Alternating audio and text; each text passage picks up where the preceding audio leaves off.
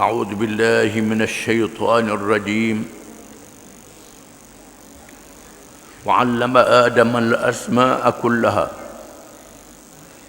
ثم عرضهم على الملائكة فقال أنبئوني بأسماء هؤلاء إن كنتم صادقين قالوا سبحانك لا علم لنا إلا ما علمتنا إنك أنت العليم الحكيم قال يا آدم أنبئهم بأسمائهم فلما أنبأهم بأسمائهم قال ألم أقل لكم إني أعلم غيب السماوات والأرض وأعلم ما تبدون وما كنتم تكتمون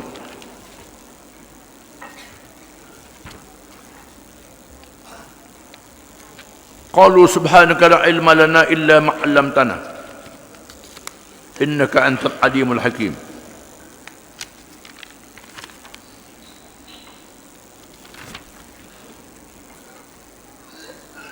bacalah tadi ya.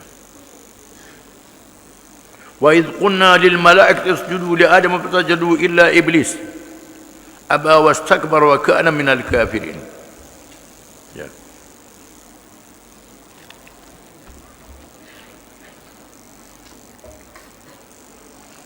Dan ia Allah telah mengajar akan Nabi Adam akan segala nama, benda-benda dan gunanya. Kemudian ditunjukkannya kepada malaikat. Lalu ia berfirman, Tuhan kata kepada malaikat, terangkanlah kepada aku nama benda-benda ini semuanya, jika kamu golongan yang benar. Malaikat itu menjawab, Maha suci engkau wahai Tuhan, Subhanak, Maha suci engkau. Kami tidak mempunyai pengetahuan selain dari apa yang engkau ajarkan kepada kami. Sesungguhnya engkau jualah yang amat mengetahui, lagi amat bijaksana.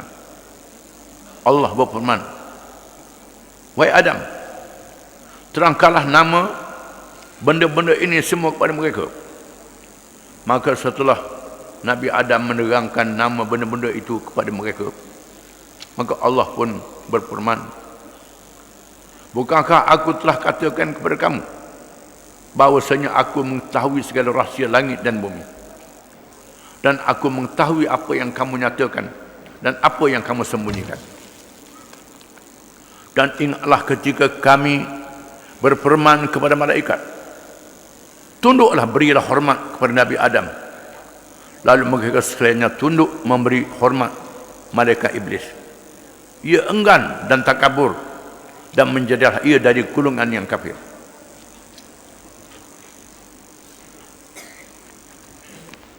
Kita baca dalam ayat yang terdahulu, Allah mengisytiharkan kepada malaikat, dia nak jadikan satu makhluk, dia namakan manusia. Bermula dengan Adam AS. Makhluk ini akan ditugaskan di atas muka bumi. Malaikat yang sangat taat pada Allah Ta'ala berebut nak tunaikan perkataan Allah, berlomba. Itu sifat mereka. Tanya Tuhan, adakah nak jadikan makhluk itu melakukan kejahatan, berperang, tumpah darah? Dulu adalah makhluk duduk di bumi, jin, sebelum daripada ini berperang, tumpah darah. Adakah macam tu juga? Mengapa tak suruh kami yang baik, yang beribadat, tak makan, tak minum, tak tidur, malaikat ni tak kahwin, tak ada anak, sepenuhnya? Tuhan kata, aku tahu apa yang kamu tidak tahu. Kerana tugas di bumi itu tugas khilafah. Khilafah iqamatud din wa siyasatud dunya bih. Menegakkan din, menegakkan Islam, ajaran Allah, perintah Allah. Menegakkan perintah Allah dan mengurus dunia dengannya. Bukan saja ibadat, bukan saja semayang, bukan saja tasbih. Di sana ada pohon kayu, ada pertanian, ada galian, ada macam-macam yang Tuhan buat untuk membolehkan makhluk yang mengurus benda-benda yang ada di atas muka bumi. Malaikat makan tak, nak tanam pun tak tanamlah. Malaikat tak makan, tak minum. Tak perlu kepada kapal terbang, tak perlu pada apa. Kejadian dia boleh pergi dengan sendiri begitu aja. Tuhan jadikan begitu. Untuk mentadbir dan mengurus bumi mestilah makhluk yang ada tubuh badan. Bukan gaib macam malaikat. Yang ada sifat nak pada benda itu. Dan sifat-sifat yang ada akal. Natang tak boleh, tak ada akal. Gomor belaka. Tak kira dalam pagar orang pun lapak masuk. Tak ada haram pada dia. Tak ada sepadan menatang ni. Manusia ada sempadan. Boleh mengurus dan biak dengan akal. So, jadikan manusia itu boleh menjinakkan gajah yang lebih besar. Boleh mentadbir kilang yang besar, kapal yang besar. Dibuat dari besi, macam-macam. Besar. Manusia boleh urus benda yang besar ini. Ini kemampuan manusia yang tidak ada pada malaikat. Wa 'allama Adam al-asma'a kullah. Dan Allah mengajar Adam nama-nama semuanya. Ulama khilaf, ada kata nama-nama tu nama binatang, ada kata nama-nama tu nama buah-buahan, biji-bijian. Nama belaka dah. Semua nama-nama yang perlu bagi kehidupan manusia dan urusan manusia atas muka bumi. Tanya malaikat, ini apa? Ini apa? Ini apa? Malaikat tak boleh jawab. Sum'aradhum 'ala al-malaikah. Kemudian Tuhan pamerkan kepada malaikat. Faqala anbi'uni bi asma'i haula in kuntum sadiqin. Silakan bercerita pada aku, ni benda apa, benda apa, benda apa. Apa benda ni? Kalau kamu benar, mu nak jalan tugas sangat, mu tahu sangat, sila jawab. Qalu subhanaka la ilma lana illa ma 'allamtana innaka antal alimul hakim. Malaikat yang sangat taat jawab dengan beradab. Ini adab malaikat di hadapan Tuhan. Akhlak malaikat yang sangat taat kepada Allah. Rendah diri. Qalu, mereka berkata, subhanak, maha suci engkau wahai Tuhan. Engkau Tuhan yang maha suci daripada segala sifat kekurangan. Maha suci daripada kelemahan. La ilma lana illa ma 'allamtana innaka antal alimul hakim. Tidak ada ilmu kepada kami melainkan apa yang engkau hajar pada kami wahai Tuhan. Apa yang ada pada kami ini, apa yang engkau hajar pada kami saja kami tak tahu. Innaka antal alimul hakim. Sesungguhnya engkau Tuhan yang maha mengetahui. Al-alim, maha mengetahui, yang maha ilmunya tak terhingga. Al-hakim, yang maha bijaksana. Semua Tuhan buat tu bijaksana belaka. Bukan saja Tuhan buat benda yang suci, termasuk benda yang najis. Babi, tahi yang najis, ada hikmat. Tuhan maha bijaksana. Ada tujuan belaka. Yang bersih digunakan, yang najis jadi baja untuk melahirkan bersih pula. Itu kekuasaan Allah. Engkau yang maha mengetahui, engkau yang maha bijaksana wahai Tuhan kami. Qala ya Adam anbi'uhum bi asma'ihim. Falamma anbahum bi asma'ihim qala alam aqul lakum inni a'lamu ghaibas samawati wal ardh wa a'lamu ma tubdun wa ma kuntum taktumun. Lalu Tuhan berfirman kepada Adam, wahai Adam, ceritakan apa benda ni, apa benda-benda ni. Tuhan dah hajar pada Adam, beri ilmu pada Adam, ilmu yang tidak ada pada malaikat. Setelah Adam menceritakan nama-nama semuanya, Adam boleh jawab soalan Allah Ta'ala pada Adam. Adam boleh jawab, malaikat boleh jawab. Qala alam aqul lakum inni a'lamu ghaibas samawati wal ardh wa a'lamu ma tubduna wa ma kuntum taktumun. Tuhan kata kepada malaikat, tidakkah aku sudah kata kepada kamu, aku sudah firmankan kepada kamu, aku mengetahui segala yang tersembunyi di langit dan bumi Semua yang nyata, yang tersembunyi, yang tak nampak di atas langit dan bumi, aku tahu berlaku. Bukan sahaja yang besar, yang kasar, yang nampak, yang gaib, yang tak dinampak dengan mata kasar, malaikat pun tak nampak, Tuhan tahu. Bukan sahaja yang ada di bumi, yang sempit, yang kecil, banding dengan bintang-bintang tu, termasuk seluruh langit. Itulah ilmu Allah Ta'ala yang tidak terhingga. Macam mana? Maksud aku nak gagal ilmu macam mana? Gitulah Allah Ta'ala. Kalau suka macam kita juga, bukan Allah Ta'ala tu. Tak betul lah. Allah Ta'ala maha mengetahui, maha bijaksana, maha adil, mengetahui segala-galanya. Allah melantik manusia hidup di atas muka bumi dengan sifat-sifat yang tidak ada pada malaikat. Manusia menjalankan tugas di atas muka bumi yang ada ruh, yang ada akal, yang ada nafsu, dapat mengawal nafsunya. Akalnya bijak, ruhnya kuat dengan Allah Ta'ala, lebih tinggi daripada malaikat yang muqarrabin. Rasul-rasul yang dipelihara oleh Allah dengan ilmu, dengan akal, dengan wahyu, dengan bijaksana, ada nafsu, dapat menahan nafsu dia. Sama ada nafsu makan, nafsu syahwat lelaki dan perempuan, Rasul-rasul boleh kawal diri.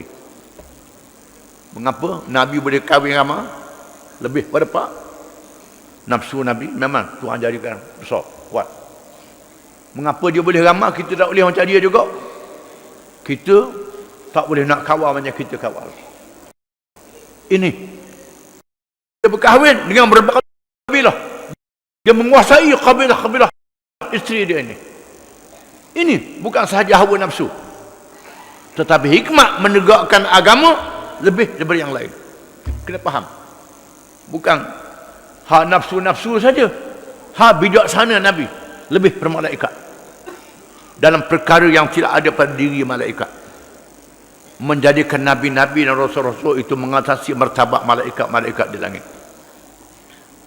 Nabi-Nabi ada nafsu, ada akal, tapi tidak mengerjakan dosa. Macam malaikat tak mengerjakan dosa, nafsu tak ada. Nafsu tak ada malaikat. Tak macam manusia, nafsu makan tak ada, minum tak ada. Kerana itulah bila Nabi Ibrahim berhijrah ke Palestin, dia suruh anak saudara Nabi Lut berdakwah di negeri Sadum. Penduduk Sadum melakukan ribat. Tak dengar Nabi Lut, malaikat turun untuk menurunkan bala. Rombongan malaikat diketua oleh Jibril turun kat Nabi Ibrahim, merupakan lelaki-lelaki, pemuda-pemuda yang segak, yang kacak. Ibrahim tengok orang muda ni, lalu Ibrahim pun terus melih lembu. Anak lembu yang lembut dagingnya dipanggang. Anak lembu ni sayanglah, anak melih dah. Nak meraihkan tetamu, sembelih anak lembu. Suruh isteri dia hidang. Sudah masuk, jemput malaikat. Tangan mereka tidak boleh mencapai makanan itu, kerana mereka makhluk yang tidak makan. Belum ni Ibrahim tengok tangan tak boleh nak ambil makanan, Ibrahim pun rasa takut. Gerun. Malaikat kata, kami adalah utusan-utusan Allah, kisah dalam Quran, untuk membinasakan kaum Lut yang durhaka mengerjakan maksiat. Nabi Isa AS dilahirkan dengan ibu yang tidak ada ayah. Allah Ta'ala tugaskan malaikat Jibril berjumpa dengan Maryam. Berjumpa dengan seorang lelaki, pemuda yang kacak, yang lawa. Ujian pada Maryam AS. Maryam yang tidak nazarkan oleh ibu dia beribadat di Baitul Maqdis. Duduk tengah tempat ibadat, Tuhan tunjuk kelebihannya, karamah dia, buah Maryam, pemuda yang lawa. Pemuda ni kata, aku nak beri anak padamu. Kata dia, aku tidak berzina. Maryam kata, aku bukan orang jahat. Malaikat, aku ni utusan Allah. Utusan Allah. Allah Ta'ala utuskan aku untuk beri anak padamu. Malaikat kata, bagaimana? Aku seorang yang baik. Ibu bapa aku baik. Nak buat kerja jahat. Malaikat kata, Tuhan Maha Berkuasa. Kun fayakun. Tuhan kata jadi, maka jadi. Maka Jibril alaihi salam meniupkan roh. Meniupkan, bukan bersetubuh macam lelaki, tidak.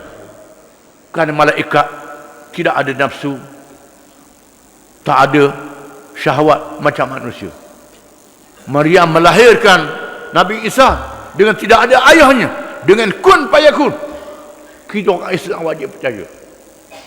Orang Yahudi kata Siti Maryam berzina, jahat. Ini orang Yahudi. Kristian kata tak, Siti Maryam ni bini Tuhan, Nabi Isa anak Tuhan. Begitu pula. Dua-dua sesak belaka.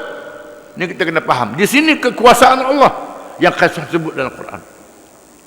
Tuhan jadikan manusia itu mengatasi malaikat kerana roh dan nafsu, tetapi taat pada Allah Ta'ala. Tuhan kata, wa a'lamu ma kuntum taktumun. Aku tahu apa yang kamu sembunyikan. Setelah berlaku peristiwa itu, wa idh qulna lil malaikati isjudu li adam fasajadu illa iblis aba wastakbara wa kana minal kafirin. Dan apabila kami berkata kepada malaikat, sujudlah kamu semua kepada Adam, bukan sujud ibadat, sujud menghormati Adam alaihissalam. Diharamkan sujud kepada lain daripada Allah Ta'ala. Syariat kita tidak membenarkan sujud berlain pada Allah Ta'ala. Hormat kau orang yang lebih pada hak rokok. Ada orang kita ni raihnya sangat, ulut keruh. Kalau tahu haram, tidak boleh. Nak lalu-lalu dalam majlis, jangan sampai rokok. Itu diharamkan oleh syariat Nabi Muhammad SAW. Kena faham. Tapi kerana jahil, tidak apalah, tak uti. Hormat kau orang sampai rokok, tak boleh. Sembah raja, sembah siapa dia, tak boleh lebih pada hak rokok, tidak boleh. Diharamkan oleh syariat. Syariat Nabi zaman dulu, dia bolehkan hormat siapa? Sujud. Dia nasahkan dengan syariat Nabi Muhammad SAW. Lalu Tuhan suruh malaikat sujud. Malaikat sujud illa iblis. Malaikat iblis. Iblis tak sujud. Adakah iblis malaikat? Iblis malaikat? Tidak. Dalam surah Al-Kahfi menyebut kana minal jin. Iblis dia berjin. Surah Al-Kahfi menafsirkan ayat ini. Tafsirul Quran bil Quran. Quran menafsirkan Quran. Dikatakan iblis adalah pemimpin. Awal ditugaskan untuk menyerang jin-jin yang melakukan kejahatan di atas muka bumi.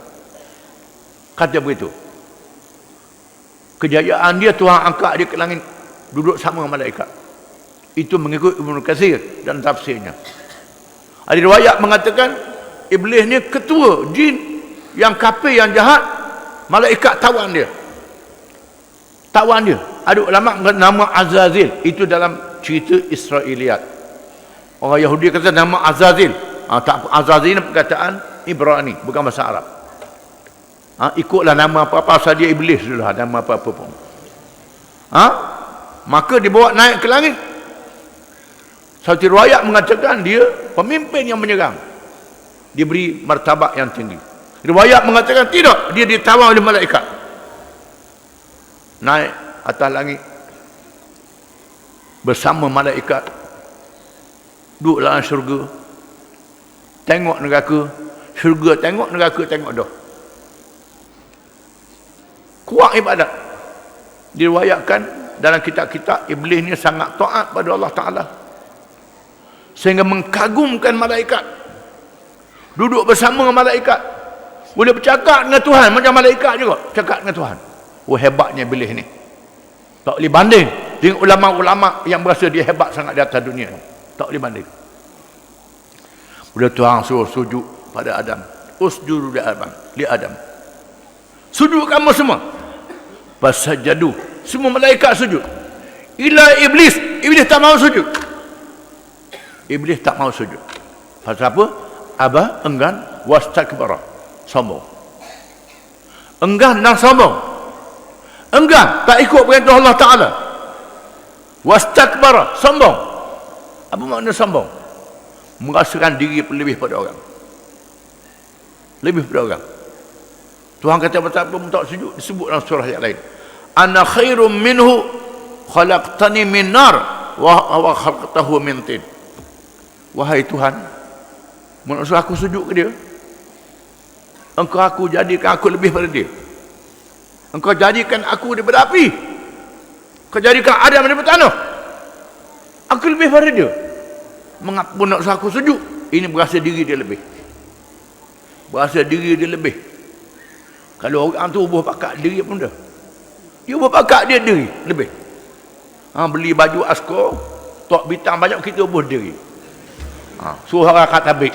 Orang takut kita akad tabik. Bodoh. Bubuh gelarang-gelarang bijak. Kita ubah diri. Ini iblis ni.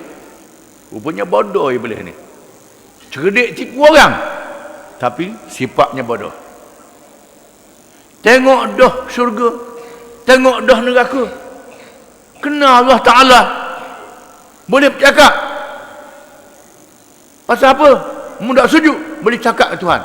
Ana khairum minhu khalaqtani min narin wa khalaqtahu min tin. Aku lebih baik pada dia. Engkau jadikan aku daripada api, engkau jadikan Adam daripada tanah. Boleh bercakap. Kita tak boleh cakap dengan Tuhan. Semayang kita bercakap. Tak dengar Tuhan jawab apa. Cukup dengan Nabi menceritakan. Iblis boleh bercakap, berdialog dengan Tuhan. Tiba-tiba ada sifat takabur dalam diri dia. Sifat ego dalam diri dia. Dengan sifat ini Tuhan kata kafir. Satu perintah saja sujud. Tuhan suruh sujud. Satu perintah sujud. Pasal apa? Perintah sujud ni tak betul. Musuh sujud tak betul. Hak kafir lah ni. Bukan saja sujud, bab-bab lain tak percaya. Banyak bilang tu. Lebih kafir daripada iblis lagi. Ini kena sedar. Enggan perintah Allah Ta'ala. Di sini Allah Ta'ala tunjuk depan Adam AS secara terbuka. Perbezaan di antara makhluk malaikat yang taat, yang tawaduk merendah diri kepada Allah Ta'ala. Tuhan tanya nama apa, iblis kata, malaikat kata, subhanaka la ilma lana illa ma 'allamtana innaka antal alimul hakim. Wahai Tuhan, kami tak boleh jawab. Tak ada ilmu pada kami, malaikat sekadar engkau beri pada kami. Engkau lah Tuhan yang maha mengetahui, maha bijaksana. Ini sifat rendah diri malaikat pada Tuhan. Iblis ni dah aku lebih. Aku lebih pada dia. Ini. Dia kata dia daripada api, lebih pada tanah. Dia tak sedar, ambil tanah, letak atas api, mampu api. Mampu api, dalam sangat. Ambil air, sirang atas api, mampu api. Lebih apa? Tak boleh lebih, malaikat dicampur. Kekuatan api, kekuatan tanah, kekuatan air, kekuatan, semua dicampur. Bukan dia seorang. Kalau api saja, tak boleh buat apa. Campur semua. Ini kelemahan makhluk. Tak betul lebih mengatakan, iblis kata api lebih. Tidak. Semua ada kelebihan. Api ada kelebihan. Tanah ada kelebihan. Angin ada kelebihan. Air ada kelebihan. Tak boleh tiap-tiap satu dia lebih. Tidak boleh. Tuhan menentukan kedudukan masing-masing. Tuhan tunjuk pada Adam ini, hak ni malaikat baik. Sifat dia tawaduk, rendah diri, mengaku tak tahu. Hak ni iblis. Mau tengok dua ni. Mau nak ikut mana? Nak ikut perangai malaikat ke? Nak ikut perangai iblis? Ini berlaku ujian di atas muka bumi. Bila Adam duduk atas muka bumi. Berlaku pertarungan di antara mereka yang ikut sifat baik macam malaikat. Walaupun dia bukan malaikat. Sifat yang jahat macam iblis. Cerdik tapi bodoh. Bijak tapi bodoh. Tak dapat hidayah. Pasal apa jadi begini? Tidakkah makrifat dia? Makrifat lah. Orang ahli tasawuf kata makrifat. Kenal Allah Ta'ala hebat, boleh bercakap dengan Tuhan. Nampak syurga masuk, nampak neraka. Tengok dengan mata. Pasal apa iblis jadi begini? Itu hidayah kepada Allah Ta'ala. Tuhan beri hidayah kepada sesiapa yang dia kehendaki. Hidayah ini kepada orang yang merendah diri, orang yang khusyuk, orang yang sombong, yang takabur. Tuhan tak beri hidayah. Tuhan tidak bersalah. Tuhan betul. Tuhan benar sepanjang masa. Hidayah diberi kepada mereka yang layak. Mengapa? Orang ni dia pandai, dia cerdik, dia bijak, ilmu dia banyak. Perangai dia pasal apa? Tak dapat hidayah. Pasal apa? Boleh jadi dalam hati dia serupa dengan iblis. Aku pandai pada orang, aku cerdik pada orang, aku tahu pada orang, tak dapat hidayah. Ini hidayah sangat penting. Kerana itulah tiap-tiap rakaat ihdinas siratal mustaqim, beri hidayah kepada kami ke jalan yang betul. Wallahu a'lam.